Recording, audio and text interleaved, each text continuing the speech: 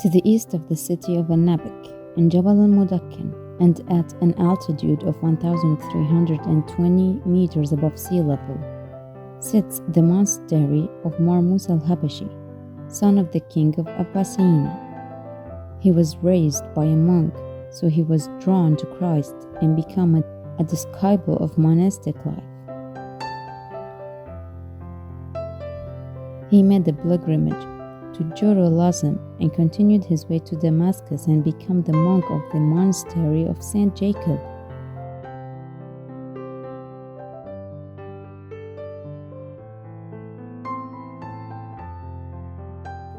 His authority spread among many pious men, and many of those who heard of him sought him and became disciples at his hands, so he established a monastic life. In this place, after a period of time and according to one of the sources, the robbers came and entered the monks, including Musa Al-Habashi, and killed them all, and only those who were in the surrounding caves were spared. After that, the monastery was abandoned and took its share of destruction and theft, until the pious father Pablo de Lulo came to him in the year 1982 AD for his annual retreat. After 2 years, he returned to it, and he collected a little money and began, in cooperation with a group of young people, to restore it. And the monastic life began by returning to the monastery of Musa Al-Habashi. And on the 20th of July of the year 1993, the first monastic vows were made in this place after a lapse of 300 years in general.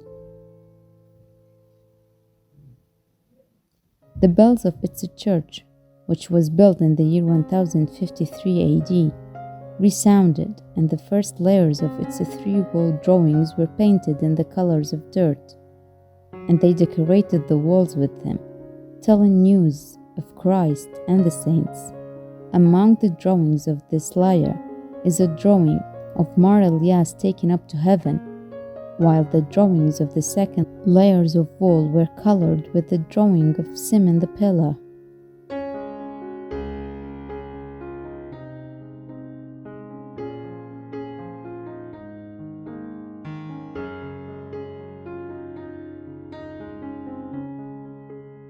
The church columns took an official part for the fathers of the monastic life, the church fathers, and in it is the oldest drawing of saint of the monastery of Al-Qaryatain, Mar Elilian. On top of her head was a drawing of the evangelists writing the Gospels of Matthew, Mark, Luke, and John. At the top we find horses and their riders as a sign of the martyrs, while the drawings of the women martyrs took their place on the arch of the church. There is a drawing of Barbara and her friend Liliana, Saint Tekla and Katrina, as well as Anastasia and Cilicia. As for the most important painting, it's the painting of the resurrection.